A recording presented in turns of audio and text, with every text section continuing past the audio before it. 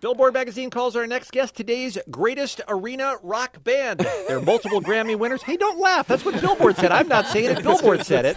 They're multiple Grammy winners and have sold over 20 million albums. Ladies and gentlemen, Matt and Dom from Muse are here. Welcome, boys. Hey. Hi. How's it going? First of all, R.I.P. Chris. I liked that dude. I missed that dude. He's still alive, Bean. Yeah, he just didn't come in for the interview. I got you. How are you? Welcome back. How are you guys? Yeah, great. Yeah, how you doing? Well, we're fine, and I think we need to start with first of all, we will get into the new song. That's why we're all here. But we need to start with Floyd. How's he doing? Is he all right?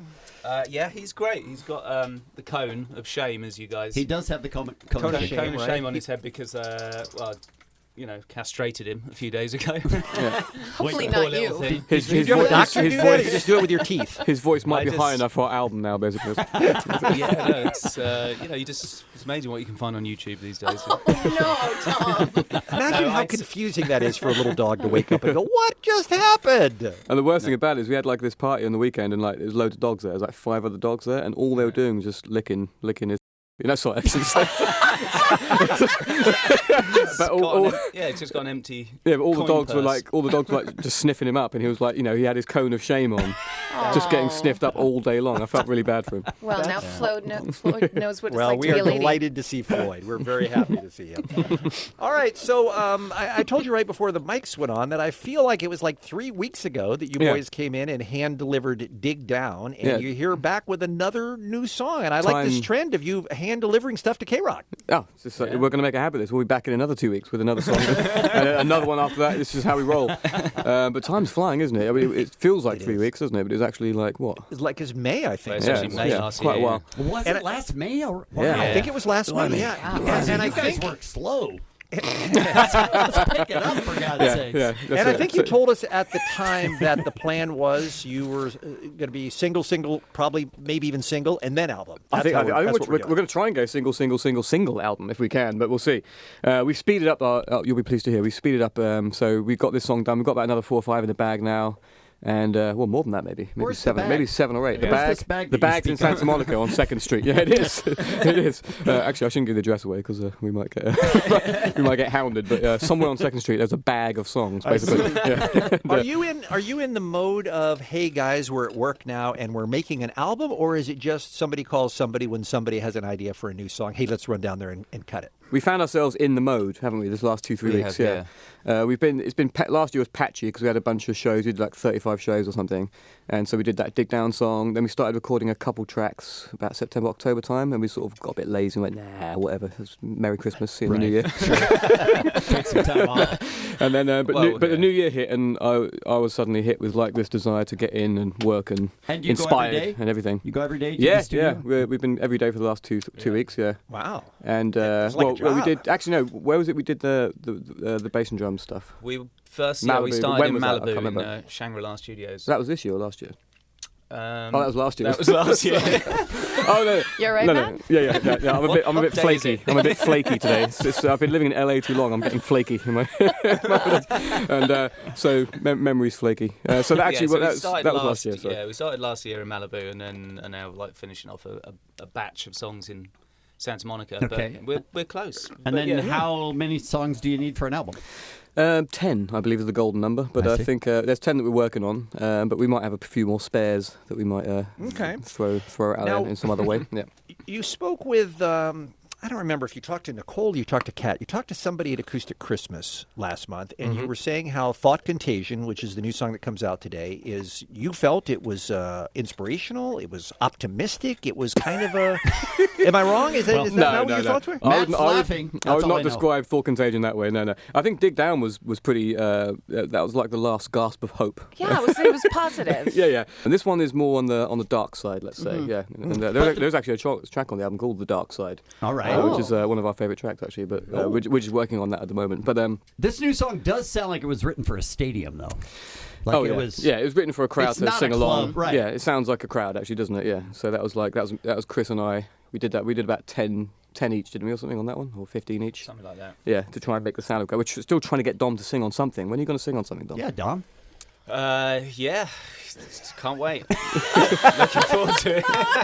You sound very enthusiastic about it. I sing in the shower and my car. Okay. So if we set up a mic in there, then might be able to get some vocal takes. You have so many song titles. I'm thinking about everything from Madness to Resistance to even to Thought Contagion that sound like they are episodes of Black Mirror. Oh, very good call. Great call. Yeah. I've become I watched Black Mirror the first season when it was out on TV, like whenever that was, like 7 or 8 years ago or something crazy. It was just like 3 episodes, and I didn't know what it was, and I loved it. It's the freakiest thing being made, and now it's been on Netflix, and I've sort of caught up with the whole thing in the last actually 6 months. So that's a good call because there's a lot of influence, simultaneous influence on that from that to this album, I'd say. Yeah. Oh, interesting. Yeah. All right, we got a chance to hear the song before you guys came in. Allie, your thoughts, please, upon one listen of the new Muse record. Whoa. I mean, it speaks to where we're at as a society, and it's dark and awesome. Wow, it's awesome. You're not listening to that like we were talking about. You're not playing that in a club, and people are like, "What's happening?" You're playing that at a stadium, and everyone is feeling that song. Yeah. And it had, to me, which no one else agreed with, the beginning, I was like, oh, Phantom of the Opera. Yeah, no, someone else said that. Someone said it sounded like Halloween, which I thought was kind of interesting. Yes. Yeah. Only the beginning, though, because it's got that strange... That's my vocal that's been pitched into a synthesizer and Really? turned into a strange sort of synth instrument. It sounded like a soccer stadium chant to me in places, like the kind of melody you could picture 90,000 people singing along. Yeah. How about you, Kevin? Your early reviews of exactly the the same. song. I thought stadium. I thought that's Stadium, the only place you could play. Try and play that at the Whiskey. Nope. All right, so Matt and Dom are here from the band Muse. I know this is weird. We're not allowed to play the whole song because it premieres at 11:30 this morning. Okay, so at 11:30, Kat Corbett is going to have the entirety of the brand new Muse song. But we worked very hard with your reps from the record company, and they allowed us to play a couple of seconds of it. So if that's okay with you guys. Of course, yeah. Whatever we'd like to world premiere just play the whole thing. A few seconds. Don't even say that because we'll do it. A few seconds of brand new Muse here on KROQ. Wheel in the sky keeps on turning. That's definitely a remix. I like it. I mean, Matt, you're on. I like it. Sounds I like what great. you're doing there. 11:30 this morning here, Thought Contagion. More with our guests right after this on KROQ. Here on the Kevin and Bean Show on the world-famous KROQ. Allie, look at your dates for the show today. How about that? Best dates ever, you guys. Thanks, Matt. Thanks, Dom. The band, 2/3 of the band Muse Dom here. just said, yeah, well. We are celebrating the release of a brand new single from the band called Thought Contagion. We were just talking all about it, and you'll hear it on the Kat Corbett Show at 11:30. We'll be playing that for you live on KROQ today if you want to check that out. I'm going to listen. That's good. You should. It's a good song. I don't know if you've heard it, Dom, but it's really good. Since the last time we had you in, a couple of other things have happened that I wanted to ask you about. One of which is what's this side gig that you have where you play with a bunch of other musicians from other bands and get together and jam? Like Paul McCartney, you mean? Yeah. Well, I just not to drop too many names. I like calling Paul McCartney a bunch of other musicians. No, you have the Jet guy and the Zootons guy, right? Yeah. It was what was it? It was a couple of birthday parties that a friend of ours called Jamie. It was his birthday party, and he's like a huge Beatles fan. And it's his dream to put together a Beatles tribute group, basically. And he sort of banded together all of his favourite friend musicians, which we were in that group. And Dr. Pepper's Jaded Hearts Club. Here we are. Yeah, but how do you look? Everybody's we Paul have a new McCartney single fan. coming How out do you, in a how do couple you of get him months. to come to your party, though? McCartney. Well, actually, we ended up. I'm friendly with Stella McCartney, so we played at her fashion thing. It was like a show. It wasn't a fashion show. It wasn't like a catwalk thing. It was like a. It's like a party celebrating her life or whatever, and he happened to be there, and Ringo was there as well, which is amazing. Is that right? Oh, my gosh. Yeah, and totally unexpected. We were just jamming along, and Paul jumped up and started singing "Helter Skelter." What was the first? "Saw Her Standing There." Two songs. We got 2 songs with Paul. Just the first track. Yeah, he just waltzed up on stage and just couldn't help himself. I mean, do you just look at each other and go, "This is happening"? It was absolutely unbelievable. I mean, we're in that rarefied group now. You can say we played Beatles with a Beatle. Did Ringo walk up and Dom's like, I got this, dude? Just back off, mate. What would 17-year-old Matt and Dom think about that visual of you guys on stage playing with Paul McCartney? Probably definitely wouldn't believe that. Especially, I mean, I was playing the bass as well. I thought he was going to take the bass off me at one point. And I thought, well, he's no, pretty good. That's not happening. I've got to stay up here. I'm staying up here on my I violin would bass. love to have seen you fighting him for a bass. Dom, someone's right. You're lefty, aren't you? Left-handed. Yeah, Someone gave him your guitar and it wasn't plugged in. He was like, "What's this crap?" And like threw it away. Yeah, we tried to get him to play guitar, but didn't quite. There was a technical difficulty. But there's a great picture of him playing my guitar. All right. Oh, nice. Now, I know we're all fanboying out because, for God's sakes, he's Paul McCartney, but he's like 74 years old or something like that, and still sounds and plays amazingly, right? Yeah, it was nearly enough to make me turn vegan. I mean, that's Yeah.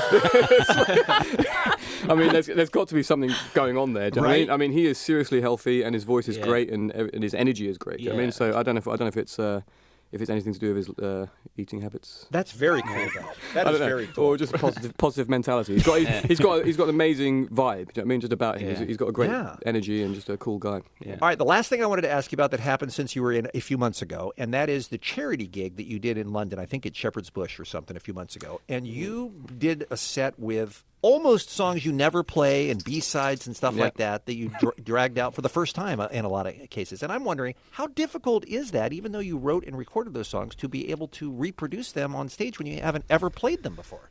Yeah, it was pretty challenging, actually, yeah. I mean, like, we had a couple of days to rehearse, and 2 or 3 of the songs we'd never played before. And it was basically a full gig of deep B-sides, deep cuts, and some unreleased tunes, wasn't it? Or not, tunes that were never on any album or anything, you know. It was great. Was it nerve-wracking a bit?